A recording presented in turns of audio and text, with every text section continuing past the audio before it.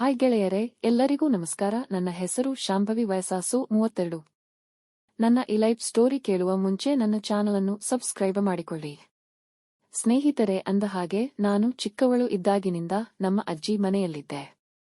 ಅವರ ಮನೆಯಿಂದಲೇ ಸ್ಕೂಲಿಗೆ ಹೋಗುತ್ತಿದ್ದೆ. ದಿನ ಬೆಳಗ್ಗೆ ಎದ್ದು ಸ್ನಾನ ಮಾಡಿ ಮನೆ ಮುಂದೆ ರಂಗೋಲಿ ಹಾಕಿ ದೇವರ ಜಗಲಿಗೆ ಪೂಜೆ ಮಾಡಿ ಚಾ ಕುಡಿದು ಸ್ವಲ್ಪ ಮನೆ ಕೆಲಸ ಅಂದ್ರೆ ಬಾಂಡೆ ತೊಳೆದು ಬಟ್ಟೆ ಒಗೆದು ಅಜ್ಜಿ ಕೈಯಲ್ಲಿ ಸ್ವಲ್ಪ ಅಡುಗೆ ಮಾಡೋಕೆ ಸಹಾಯ ಮಾಡುತ್ತಿದ್ದೆ. ಅಡುಗೆ ಮುಗಿದ ಮೇಲೆ ಅಜ್ಜಿ ನಾನು ಇಬ್ಬರೂ ಕೂಡಿ ಊಟ ಮಾಡುತ್ತಿದ್ದೆವು. ಊಟ ಮಾಡಿದ ನಂತರ ನಾನು ಸ್ಕೂಲಿಗೆ ಹೋಗೋಕೆ ರೆಡಿಯಾಗುತ್ತಿದ್ದೆ. ಅಷ್ಟರಲ್ಲಿ ನನ್ನ ಗೆಳತಿ ರೋಹಿಣಿ ಮಂಗಳ ಬರ್ತಿದ್ರು. ಅವರ ಜೊತೆ ಕೂಡಿ ಸ್ಕೂಲಿಗೆ ಹೋಗುವುದು ದಿನ ನಿತ್ಯ ಕೆಲಸವಾಗಿತ್ತು. ಗೆಳೆಯರೇ, ನನಗೆ ರೋಹಿಣಿ ಅಂದ್ರೆ ತುಂಬಾ ಇಷ್ಟ. ಅವಳಿಗೂ ನಾಂದ್ರೆ ತುಂಬಾ ಇಷ್ಟ. ಹಾಗಾಗಿ ಯಾವಾಗಲೂ ಇಬ್ಬರೂ ಕೂಡಿಯೇ ಇರ್ತಿದ್ದವು. ಒಬ್ಬರನ್ನೊಬ್ಬರು ಬಿಟ್ಟು ಇರುತ್ತಿರಲಿಲ್ಲ. ಹೋಂವರ್ಕ್ ಮಾಡುವಾಗ ನಮ್ಮ ಮನೆಯಲ್ಲೇ ಮಾಡ್ತಿದ್ದವು. ಮುಂದೊಂದು ದಿನ ನಮ್ಮ ಅಜ್ಜಿಗೆ ಸ್ವಲ್ಪ ಹುಷಾರು ಇರಲಿಲ್ಲ. ದವಾಖಾನೆಗೆ ತೋರಿಸಿ ಮನೆಗೆ ಕರ್ಕೊಂಡ ಬಂದಿದ್ನಿ. ಅಷ್ಟರಲ್ಲಿ ನಮ್ಮ ತಂದೆ ಫೋನ್ ಮಾಡಿದರು. ರಾತ್ರಿ ಅಜ್ಜಿಗೆ ಹುಷಾರಿಲ್ಲ ಅಂತ ನಾನು ನಮ್ಮ ತಂದೆಗೆ ಹೇಳಿದಾಗ, ಹಾಗಾದರೆ ಅಲ್ಲಿ ನೀವು ಇಬ್ಬರೇ ಇರುವುದು ಬೇಡ, ನಮ್ಮೂರಿಗೆ ಬಂದುಬಿಡಿ ಅಂದರು. ಸರಿ ಆಯ್ತು ಅಂತ ಹೇಳಿ ಮುಂಜಾನೆ ಎದ್ದು ಊರಿಗೆ ಹೊರಡೋಕೆ ಸಜ್ಜಾದೇವ. ನನ್ನ ಗೆಳತಿಯರಿಗೆ ಎಲ್ಲರಿಗೂ ಭೇಟಿ ಆಗಿ ಹೋಗಿ ಬರ್ತೀನಿ ಅಂತ ಹೇಳಿ ಬಸ್ ಸ್ಟಾಪಿಗೆ ಬಂದು ನಿಂತೆವು. ಇದರೇ ನನ್ನ ಗೆಳತಿನ ಬಿಟ್ಟು ಹೋಗೋಕೆ ಆಗ್ತಿರಲಿಲ್ಲ. ಗಟ್ಟಿ ಮನಸ್ಸು ಮಾಡಿ ಬಸ್ ಹತ್ತಿಕೊಂಡು ಊರಿಗೆ ಬಂದೆವು. ಮನೆಗೆ ಬಂದು ನನ್ನ ಗೆಳತಿಗೆ ಫೋನ್ ಮಾಡಿದೆ. ಅವಳು ನನ್ನ ಧ್ವನಿ ಕೇಳಿ ದುಃಖಿಸಿ ಅಳುತ್ತಿದ್ದಳು.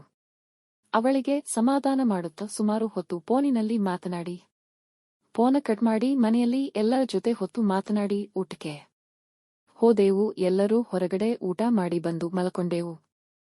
ಹೀಗೆ ಸುಮಾರು ದಿನಗಳು ಕಳೆದವು. ದಿನ ನಾನು ನನ್ನ ಗೆಳತಿ ಫೋನಿನಲ್ಲಿ ಮಾತಾಡುತ್ತಾ ಕಾಲ ಕಳೆಯುತ್ತಿದ್ದವು. ಗೆಳೆಯರೇ, ಮುಂದೊಂದು ದಿನ ಅವಳಿಗೆ ಮದುವೆ ಮಾಡುವುದಾಗ ಅವರ ಮನೆಯಲ್ಲಿ ನಿರ್ಧಾರ ಮಾಡಿರು ಗೆಳೆಯರೇ. ತಕ್ಷಣ ಅವಳು ನನಗೆ ಹೇಳಿದಳು, ನನ್ನ ಮದುವೆ ಮಾಡ್ತಾರಂತೆ ಕಣೆ, ಏನ ಮಾಡಲಿ, ನನಗೆ ಭಯವಾಗುತ್ತಿ ಅಂದಳು. ಆಗ ನಾನು, ಹೇ ಹುಚ್ಚಿ, ಅದಕ್ಕೇಕ ಅಂಜುತಿಯಾ, ಏನೂ ಆಗಲ್ಲ, ಇದೆ ಒಳ್ಳೆಯ ಚಾನ್ಸ್ ಸಿಕ್ಕಿದೆ, ಚಳಿಗಾಲದಲ್ಲಿ ಮದುವೆಯಾಗಿ ಮಜಾ ಮಾಡು ಅಂದಾಗ ಅವಳು, ಸರಿ ಆಯ್ತು ಕಣೆ, ಆದರೆ ನೀನು ನನ್ನ ಮದುವೆ 4 ದಿನ ಮುಂಚೆನೆ ಬರಬೇಕ ನೋಡು ಅಂದಳು. ನಾನು ಕೂಡ ಸರಿ ಬರಾತೀನಿ ಅಂದು ಫೋನ್ ಕಟ್ ಮಾಡಿ ಸ್ವಲ್ಪ ಮನೆ ಕೆಲಸ ಮಾಡಿ ಚಾ ಮಾಡಿಕೊಂಡು ಕುಡ್ದು ಅಜ್ಜಿ ಜೊತೆ ಮಾತಾಡುತ್ತಾ ಕೂತಿದ್ದೆ. ಅಷ್ಟರಲ್ಲಿ ಅಪ್ಪ ಬಂದರು. ಅವರಿಗಿಷ್ಟು ಚಾ ಮಾಡಿಕೊಂಡು ಬಂದು ಕೊಟ್ಟೆ. ಆಗ ನಮ್ಮ ಅಪ್ಪ ಕೇಳಿದ್ರು, ಏನಮ್ಮ ಮಗಳೇ, ಈ ವರ್ಷ ಒಂದು ಒಳ್ಳೆ ಮನೆತನ ನೋಡಿ ಮದುವೆ ಮಾಡೋಣ್ವಾ ಅಂತ ಕೇಳಿದ್ರು. ಆಗ ನನಗೆ ತುಂಬಾ ಸಂತೋಷವಾಯ್ತು. ಆದರೆ ಮೇಲನೋಟಕ್ಕೆ ಈಗಲೇ ಬೇಡ ಅಂದೆ. ಅಷ್ಟು ಮಾತಿಗೆ ನಮ್ಮ ಅಜ್ಜಿ, ಇಲ್ಲ ಕೂಸೆ, ನೀ ಮದುವೆ ಮಾಡಿಕೊಳ್ಳಲೇಬೇಕು, ಯಾಕಂದರೆ ನಿನ್ನ ಮದುವೆನ ನಾನು ಕಣ್ಣು ತುಂಬಾ ನೋಡುವ ಆಸೆ ಅಂದಳು. ಅದಕ್ಕೆ ನಾನು, ಸರಿ ಅಜ್ಜಿ ಆಯ್ತು, ನಾನು ಮದುವೆ ಮಾಡ್ಕೋತೀನಿ ಅಂದಾಗ ನಮ್ಮ ಅಪ್ಪನಿಗೆ ಖುಷಿಯಾಯ್ತು ಅನಿಸುತ್ತೆ. ಮುಗುಳು ನಗೆನಗುತ್ತ ಒಳಗೆ ಹೋದರು. ನನಗಂತೂ ಹಿಡಿಸಲಾರದಷ್ಟು ಖುಷಿಯಾಗುತ್ತಿತ್ತು. ತಡಕೊಂಡು ಸುಮ್ಮನಾದೆ. ಸ್ವಲ್ಪ ದಿನಗಳ ನಂತರ ನನ್ನ ಗೆಳತಿ ಮದುವೆಗೆ ಡೇಟ್ ಫಿಕ್ಸ್ ಮಾಡಿದರು. ನನ್ನ ಗೆಳತಿ ನನಗೆ ಫೋನ್ ಮಾಡಿ, ನೀನು ನಾಳೆನೇ ಬರಬೇಕು ಅಂತ ಹೇಳಿದಳು. ನಾನು ಕೂಡ ಆಯ್ತು ಕಣೆ, ಬರತೀನಿ ಅಂತ ಹೇಳಿ ಸುಮ್ಮನಾದೆ. ನನ್ನ ಮದುವೆ ವಿಷಯ ಅವಳಿಗೆ ಏನು ಹೇಳಲಿಲ್ಲ ಗೆಳೆಯರೇ. ಮರುದಿನವೇ ಎದ್ದು ಸ್ನಾನ ಮಾಡಿ ಮನೆ ಅಂಗಳಕ್ಕೆ ರಂಗೋಲಿ ಚೀಕಿ ದೇವರ ಫೋಟೋ ಪೂಜೆ ಮಾಡಿ ತಲೆ ಬಾಚಿಕೊಂಡು ಅಂದ ಚಂದದ ಬಟ್ಟೆ ಹಾಕೊಂಡು ನನ್ನ ಗೆಳತಿ ಮದುವೆಗೆ ಹೋಗಲು ತಯಾರಾಗಿ ನಿಂತಿದ್ದೆ. ಅಷ್ಟರಲ್ಲಿ ನಮ್ಮ ಅಪ್ಪ ಬಂದ್ರು. ಯಾಕಮ್ಮ ಇಷ್ಟೊಂದು ರೆಡಿಯಾಗಿದೆಯಾ, ಯಾಕೆ ಅಂತ ಕೇಳಿದರು.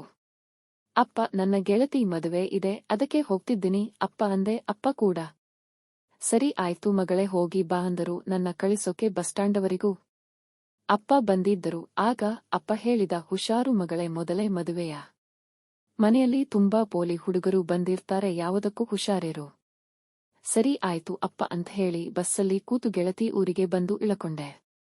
ಮದುವೆಯ ಮನೆ ಮುಂದೆ ದೊಡ್ಡದಾಗಿ ಫೆಂಡಲ್ ಹಾಕಿದ್ದರು. ಅಪ್ಪ ಹೇಳಿದ ಹಾಗೆ ತುಂಬಾ ಪೋಲಿ ಹುಡುಗರು ಇದ್ದರು. ಎಲ್ಲ ಹೆಣ್ಣಮಕ್ಕಳು ಬಳೆ ತೊಟ್ಕೊಳ್ತಿದ್ರು. ನನ್ನ ಗೆಳತಿ ನನ್ನನ್ನು ಕರಕೊಂಡು ಬಳಗಾರ ಹತ್ರ ಹೋಗಿ, ಇವಳಿಗೂ ಬಳೆ ತೊಡಸಿ ಆಂದಳು. ಆಗ ಆ ಬಳೆಗಾರ ಹೇಳಿದ, ಸ್ವಲ್ಪ ಕೂತ್ಕೊಳ್ಳಿ, ಇನ್ನು 2 ಜನ ಇದ್ದಾರೆ, ಅವರದು ಮುಗದ ಮೇಲೆ ನಿಮಗೆ ಹಾಕತೀನಿ ಅಂದರು. ಆಯ್ತು ಅಂತ ಕೂತವು.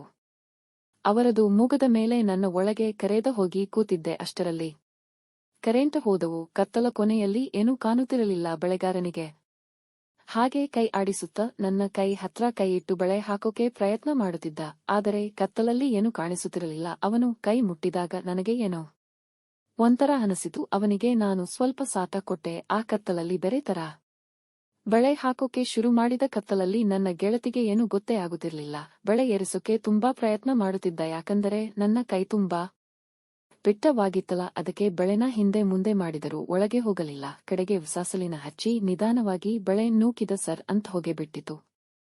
ಆ ಕತ್ತಲ ಕೊನೆಯಲ್ಲಿ ಸೌಂಡ ಮಾಡದೆ ಸುಮಾರು 2 ಗಂಟೆಗಳ ಕಾಲ ನನಗೆ ಬಳೆ ಏರಿಸುವ ಕೆಲಸ ಸಲೀಸವಾಗಿ ಮಾಡಿ ಮುಗಿಸಿದರು.